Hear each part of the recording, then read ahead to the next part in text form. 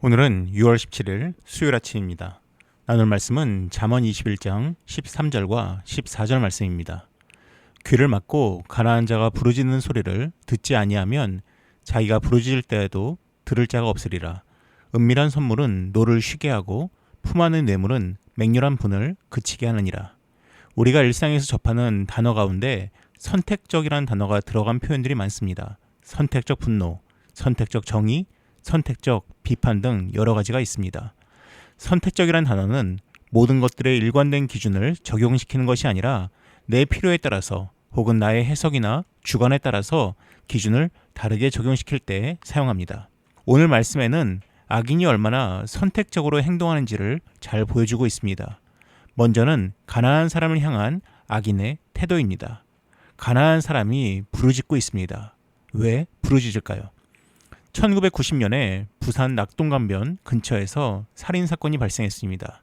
그리고 약 1년 10개월쯤 후에 2명의 용의자들이 검거되었고 무기징역을 선고받았습니다. 그 후 21년간 옥살이를 하다가 2013년 2명은 출소했습니다. 하지만 그들은 출소하자마자 자신들이 범죄자가 아니라고 수없이 부르짖었습니다. 용의자로 잡혔을 때에도 부인하였으나 고문과 가혹행위로 어쩔 수 없이 자백한 것이라고 주장해도 들어주는 이가 없었습니다. 출소 후에 1인 시위를 하기도 하고 서류를 들고서 여기저기 찾아다니면서 무죄를 주장하다가 결국 재심 변호사 박준영 씨의 도움을 통해서 재심을 받게 되었고 용의자로 잡힌 지 31년 만에 무죄 판결을 받게 되었습니다. 왜 그들은 부르짖었을까요? 힘이 없었습니다. 만약 그들이 권력을 가지고 있거나 돈이 많았다면 그 당시 이런 용의선상에서 쉽게 배제될 수 있었겠지만은 그러지 못했기에 잘못된 공권력의 희생이 되고 만 것입니다. 잠언 말씀이 선포되던 그때도 마찬가지였습니다. 가난한 자는 약자였습니다. 힘이 없었습니다.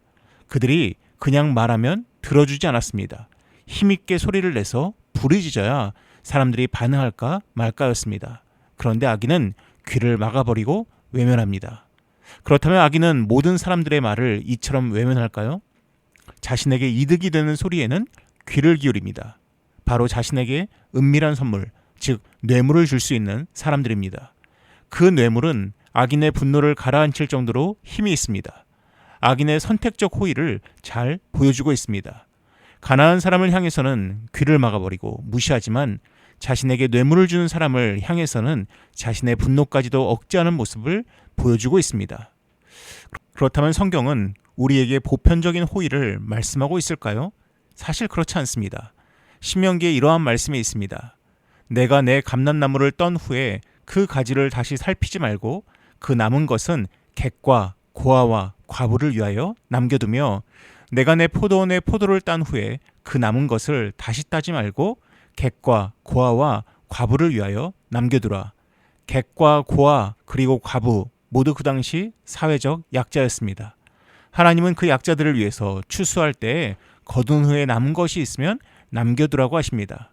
또한 이러한 말씀이 있습니다.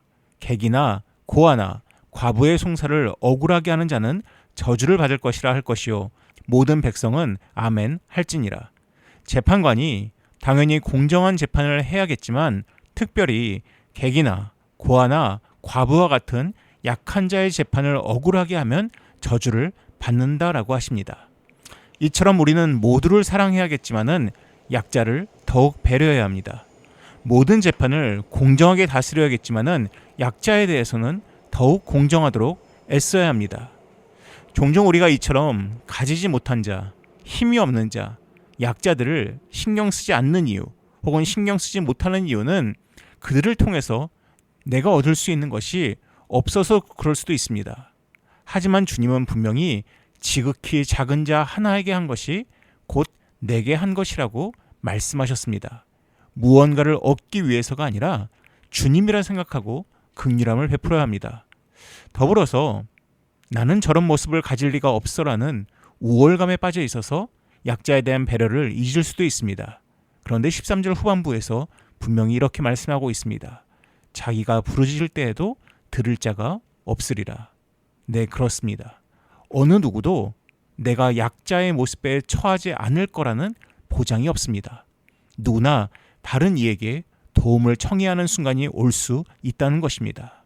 오늘 하루 동안 내 주변의 사람들에게 사랑과 관심을 흘려보낼 수 있으면 좋겠습니다. 그런데 특별히 연약한 자, 마음이 상한 자, 도움이 필요한 자에게는 더욱 특별한 사랑을 흘려보낼 수 있는 우리의 모습이 되면 좋겠습니다. 기도하겠습니다.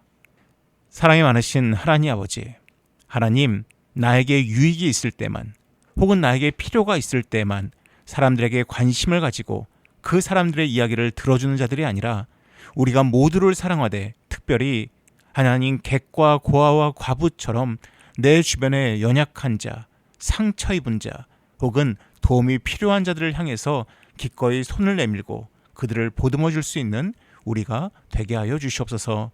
이 모든 말씀 예수님의 이름으로 기도드립니다. 아멘.